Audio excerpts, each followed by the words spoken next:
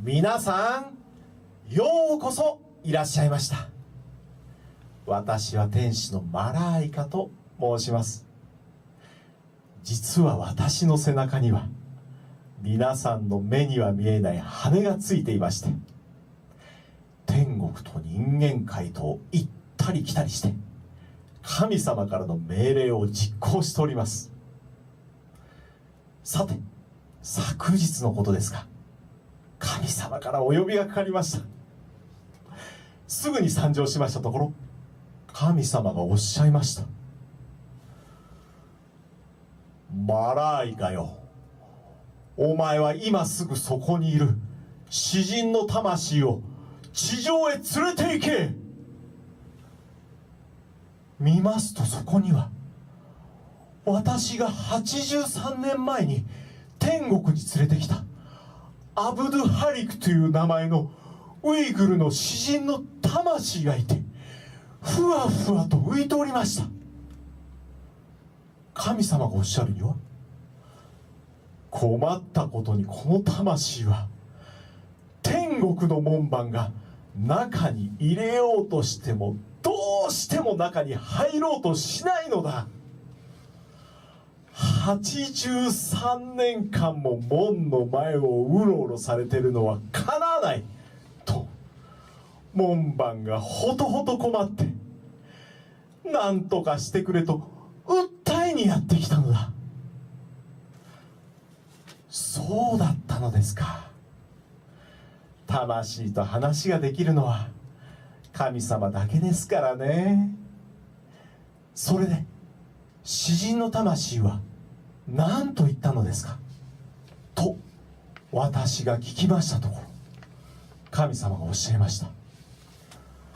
詩人の魂はこう言った。私にはまだ地上で言い残したことがあるのです。だから私を地上に返してください。そんなことはできん。特例は認められない。と言うと、詩人の魂はすごい剣幕で怒り出した。神様はそんなに無慈悲な分からずやなのですか。それでも天国の神様と言えるのですか。私に向かって何という口を聞くのだと私は頭にきたが、よくよく話を聞いてみると、なるほど、詩人の魂の言うことにも一理ある。それで詩人の魂をひとまず地上に返して気が済むまで叫ばせることにしたのだ。なるほど、そういうわけだったのですか。お任せください。その任務、このマライカが喜んでお引き受けいたします。と、こういういきさつで私が今日この地上に詩人の魂を連れてきたのです。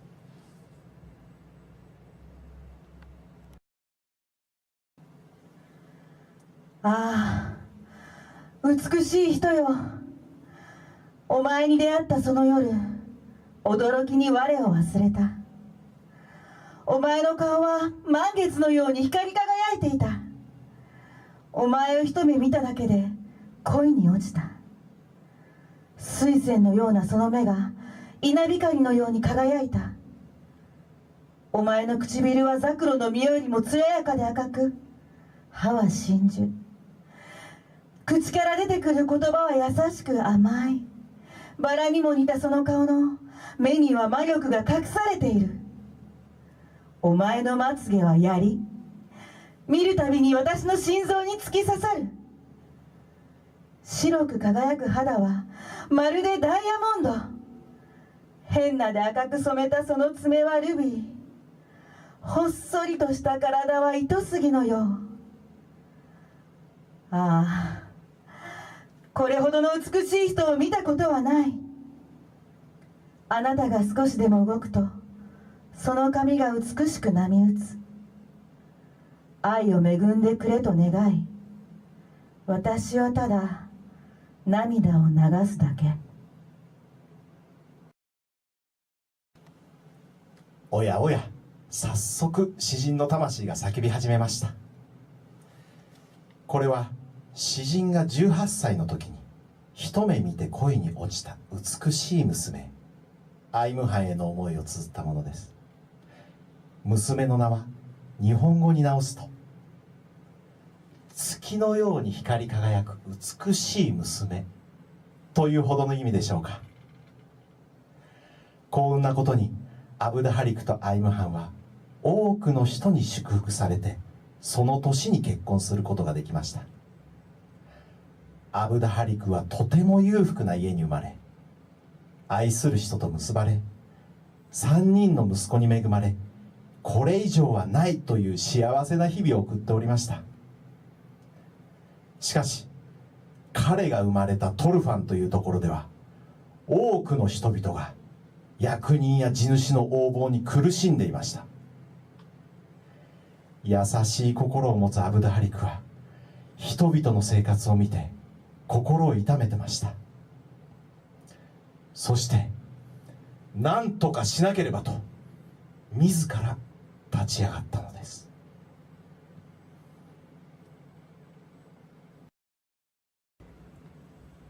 漂っている雲は空を覆い続けるのだろうか。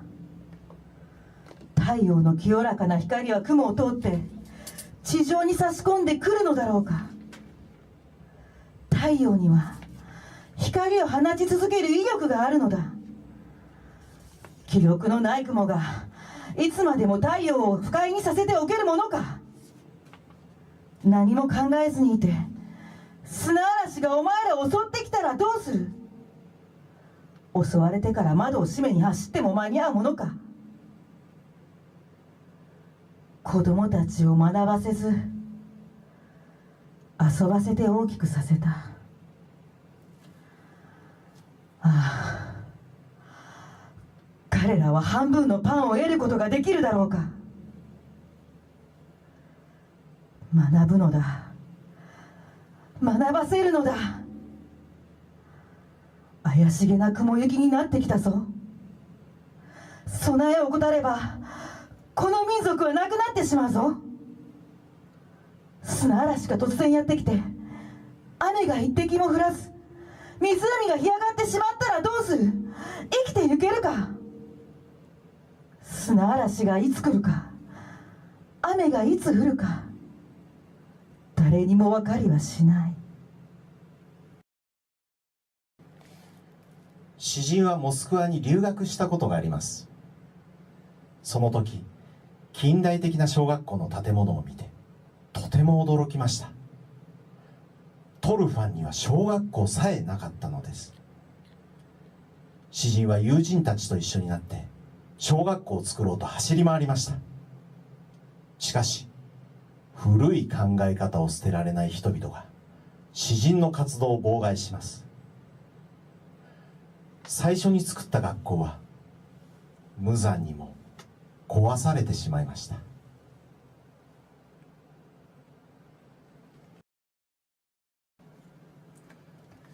何も知らないままでいると必ず我らには苦難の日が訪れる。教えてくれ、我らの今のありようのどこにどのような価値がある。我らの間には互いを助け支え合うどころか、立ち上がる者の頭を叩いて倒す悪臭だけがある。誰かが良いことをしても褒めたたえることはない。失敗したら素で見たことかと欠点を暴露することはある。我らには同胞愛はかけらもない。友人となっても実はその目的は別にある。友が知らずに犯したたった一つの過ちをかばうどころか探して10に増やすことがある。祖先の栄光と情熱をわずかも懐かしむことをせず、何も知らずにただ目を閉じてほら話にうつつを抜かすことはある。天国のような山河を美しく保とうとすることはなく、何も考えないままに惰眠を貪ることがある。自分は何もできないくせに人を妬んでやるぞと決意したものを誹謗中傷することがある。もういいアブドハリク、心煩わせるな、弱音を吐くな。その日が来たら我らには苦痛を受け入れる覚悟がある。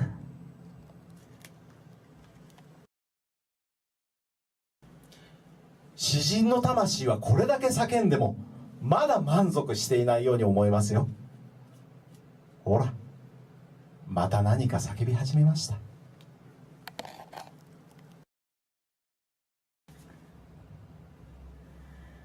汽車に乗り飛行機に乗って旅をする。それができるのは正しい道を見つけた人。独裁者は賄賂を取って金を貯め込み、役人どもは豚のように太る。科学を学ぶことに反対し、犬のようにワンワン吠え立てて癒しめられて生きていく。それは頑固で無知な人間のやること。いつも謝ってばかり。喉を締め上げられたら恐怖に震え、お許しくださいと声を上げるのは度胸のないふぬけのやること。ウイグルよ、もう言うな。臆病者たちの幸福など目指すな。真実を探すな。この世のすべては偽りだ。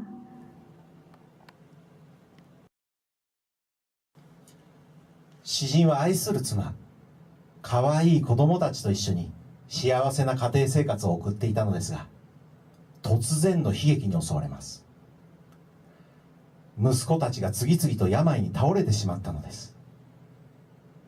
当時トルファンには病院が一軒もありませんでした。詩人はただ祈ることしかできませんでした。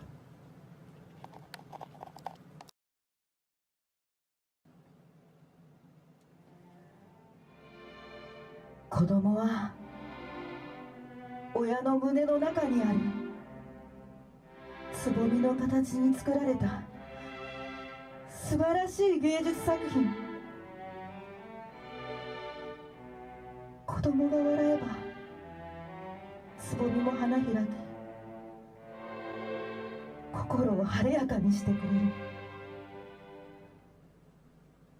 春が来たら小鳥がさえずり、心地よい鳴き声を聞かせてくれる。悲しみに満ちた心も慰められて、子供と一緒に年を取る。子供は神が与えてくれた最大の贈り物。子供と共にあって人の一生は花開く。子供が笑ったら嘆きや悲しみも流れ去る。お願いだ、向こうの世界に子供を連れて行かないでくれ。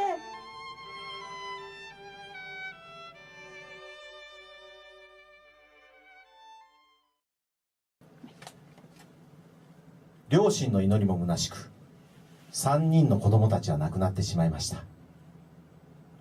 悲劇が立て続けに起こることは人生において珍しくありません。アブドハリクが3人の息子を失った次の年、最愛の妻が迷信を信じた家族の間違った手当のせいで命を落としてしまいました。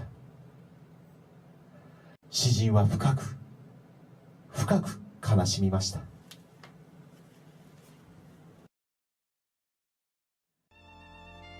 良き人の中で最も良き心を持ったかけがえのない私の伴侶、この世での楽しみを、味わいを全て与えてくれた人、ほっそりとしたその体の中で暴動が起こった。みんなはそれを見て心から悲しんだ。どうか健康を与えたまえと私は夜ごと神に祈った。だが願いは聞き届けられず、全く逆の結果となった。嘆きの声、叫びの声が天に向かって上がっていった。戻ってこないのか、お前の優しい愛は戻ってこないのか。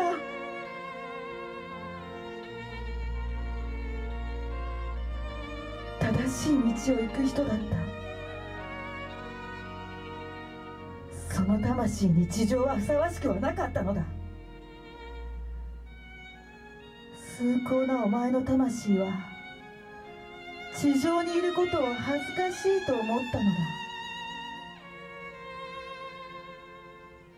この地上でお前と会うことはもうできぬが、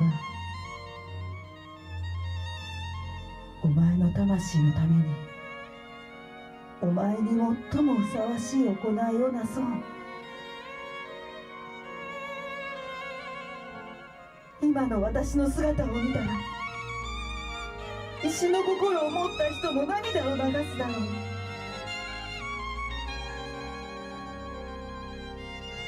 愛の分子から作られた人間がこの苦しみにどうやって耐えたらいい。魂だけを残して私のバラは肉体を捨てた。ああ、たった一人で長くて辛い道を歩かなければならぬとは。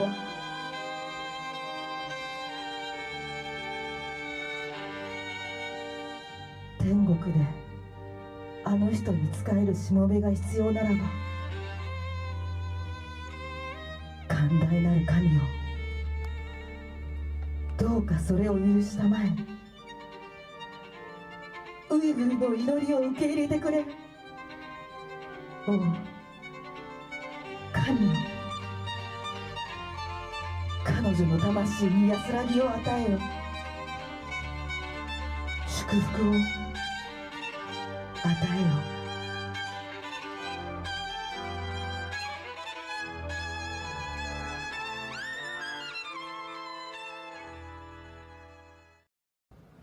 新教では1928年に独裁者のヤンゾーシンが暗殺され、主席の椅子にジン・シューレンという男が座りました。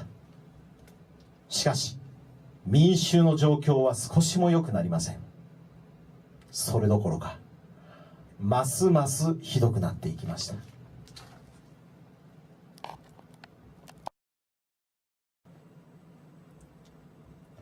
清朝の崩壊をみんなが喜んだ。縛られていた手足が自由になった。ところが漢族の知事がやってきて大きな声で高笑いした。新教の支配はヤンゾーシンには絶好の機会、絶好というよりは最高の機会。子羊を見つけた狼のようにガツガツと食らいついた。飢えた悪魔はじわじわと這い上り、ついに最高位の椅子を手に入れた。金という金を奪い取り、天津にお屋敷を建てた。新教という名は有名になった。金銀の鉱山があるところだと。次々悪魔がやってきて、悪魔だらけになってしまった。ヤンゾウ神門兵隊も所詮は泥棒だ。新居を力で押さえつけたが、とうとうヤンは殺された。ファンヤオナーの手にかかり、ヤンゾウ神はやっと死んだが、我らは自由になれなかった。自由が与えられないのは不条理だ。人間が変わってもやり方は全く変わらなかった。人種連のやることは全く不条理だ。アブドゥハリク、叫べ、守りの盾となれ。そして撃て。寝すぎてしまうのは恥。悪魔の仕事は不条理だ。圧政にこれ以上耐えられんと、トルファンの隣のクムルというところで民衆が手に武器を持ち立ち上がりました。これに力を得たトルファンの民衆も立ち上がり、義勇軍を組織しました。このトルファン民衆蜂起を率いたのがアブドゥ・ハリク・ウイグルと、彼と一緒に学校建設に走り回った友人たちでした。アブドゥ・ハリクはウイグルの同胞に呼びかけました。ああ、ウイグルよ、眠りは足りた。目覚めよ。お前に失うものはない。あるとすればそれは命。死の淵からお前自身を救わねば。ああ、お前を待つのは身の危険。起き上がれ、頭を上げろ、眠気を払え。敵の首をはねよ、その血をまき散らせ。目を見開いて注意深く四方を見なければ、何もできずにいつの日か無念の思いを抱えて死ぬことになる。大きく目を開けて周りを見ろ。お前の将来をよく考えてみろ。この貴重な時を失ってしまったら、お前を待つのは大きな厄介事だ。海に飛び込め、溺れるか真珠を探し出すかだ。ライオンもトラも自分の行く道からは決して引かぬ。四方に敵が吠え、八方に刃を受けても、血に染まっても決して名誉を売るな。勇気と情熱のために命を落とそうと道をそれるな。正しい道に命を与えよう。後ろを振り向くな。完全な勝利は正しい道に足を踏み入れた者への報奨。どれほど困難な道であろうと前進あるのみだ。トルファン民衆蜂起軍と政府軍との戦いの火蓋が切って落とされました。トルファン民衆蜂起軍の2000人の義勇兵がトルファンに駐屯していた政府軍を攻撃して勝利を収め、長きにわたって清朝と中華民国政府に支配されていたトルファンをウイグル民衆の手に取り戻したのです。年が改まり1月7日の夜、ウルムチから冬の寒さに凍りついてやってきた500人の政府軍を夜の闇の中、火を焚いてお出迎えという奇襲作戦で迎え撃ち、武器弾薬を手に入れることができました。トルファン民衆蜂起軍は勝利に沸き立ち、そのままの勢いでトルファンの隣のピチャンの町に進軍します。ところがトルファン蜂起軍を待っていたのは大砲と装甲車、爆撃機まで持っている4500人の大軍で、これではとても勝ち目はありません。蜂起軍は勇敢に立ち向かい、一進一退の攻防を繰り返しますが、ついに3月の初め、バラバラになって撤退することを余儀なくされたのです。アブド・ハリクはとうとう捕らえられ投獄されました。しかしアブド・ハリクは牢獄にあっても詩を読みました。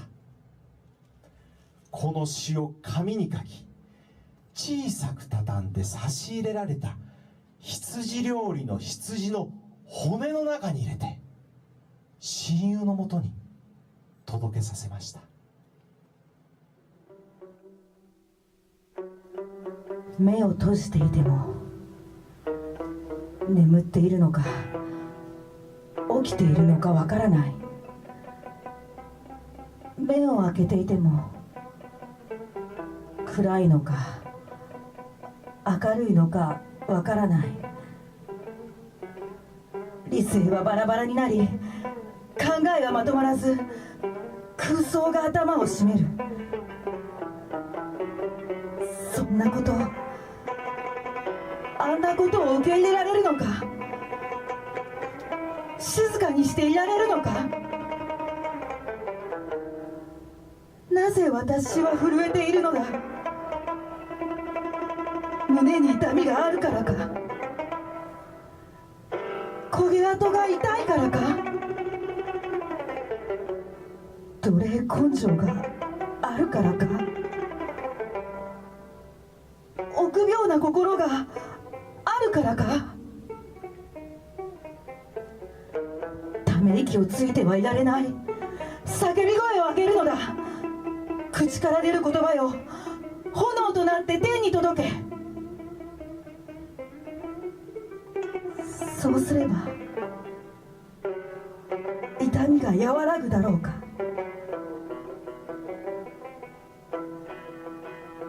真っ暗闇の中の長い夜、生あるものは全て休んでいる。苦痛を感じているのか無事でいるのかわからない。今この瞬間、憂いと悩みを語り合える友は、ああ、どこにいる。哀れなウイグルよ、己を奴隷の状態にしたままでいられるのか。取り調べで、一緒に戦った者の名前を言えば罪を許そうと言ったション・スイーツァイに向かってアブド・ハリクは中国語で、ウサギのように震えながら1000年支配されて生きるより虎のように生きる一日の方がましだと答えたのです。そしてその場で詩を読みました。お前たちは民衆からあまたの呪いを受けるだろう。血を吸う野蛮な暴君たちよ、罪なき人々を殺した獣のような残忍な暴君たちよ、お前たちは民衆からあまたの呪いを受けるだろう。その日は空が霧で覆われていました。午前10時ごろ、アブド・ハリクは後ろ手に縛られ、足かせの鎖を引きずりながら歩かされていました。足かせの鎖の端が皮膚を刺し、足は血まみれになっていました。口には布が詰め込まれ、首の後ろには反乱者の悪人と書かれた長い板が差し込まれ、赤いバツ印がついていました。歩きながら口の中の布を取った詩人が叫びました。我々はいつかは死ぬ。死を恐れる者はふぬけだ。頭を上げろ、まっすぐに立て。戦って死んでも花を咲かせるぞ。とうとうアブド・ハリクはモスクの広場に連れて行かれました。残酷な殺人鬼ション・シーツァイの命令で処刑人が彼の首をはねようと刀を振り上げました。最初の一振りが詩人の右肩に当たりました。自由万歳。2回目の刀が左の耳を切り首筋で止まりました。革命万歳。さようならみんな。3回目の刀で詩人の首のない胴体が大きな箱柳の木にもたれました。ああ、人間というものの血はこれほど多かったものでしょうか。モスクの前の広場が嵐が吹き荒れた後のバラ園のように真っ赤なバラ色に染まっていました。周囲に集まっていたトルファンの人々は、老人も若者も女も男も小さな子供たちも泣き晴らした真っ赤な目をしていました。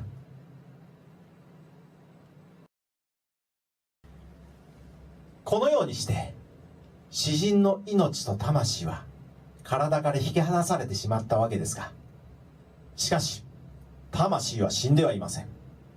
こうやって私が再び地上に連れてきたのですから。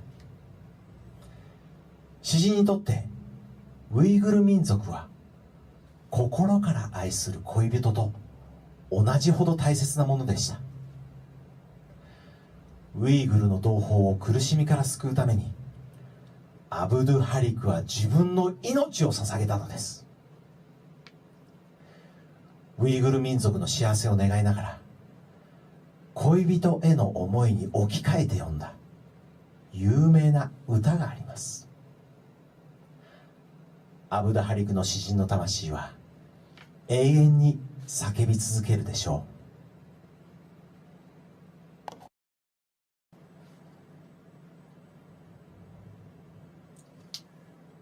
私の花が咲こうとしている。あなたの髪を飾ろうとしている。恋人を思う心の火が私の体を包み込もうとしている。芽生えた希望を眠らせるな。恋人を求める道で倒れるな。恋人のために命を捧げたら、お前の足元には千の金貨が降り注ぐだろう。情熱の花よ、咲け。勇気の道を開け。恋人のために命を捧げよ。どうせいつかは死ぬ身。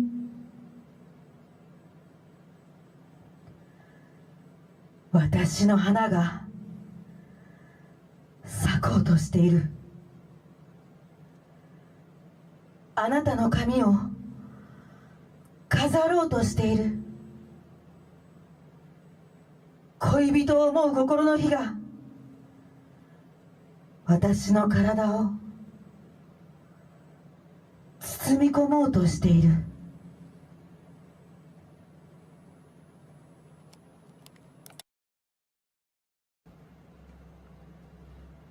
これからも詩人の魂はどこかで叫び続けることでしょ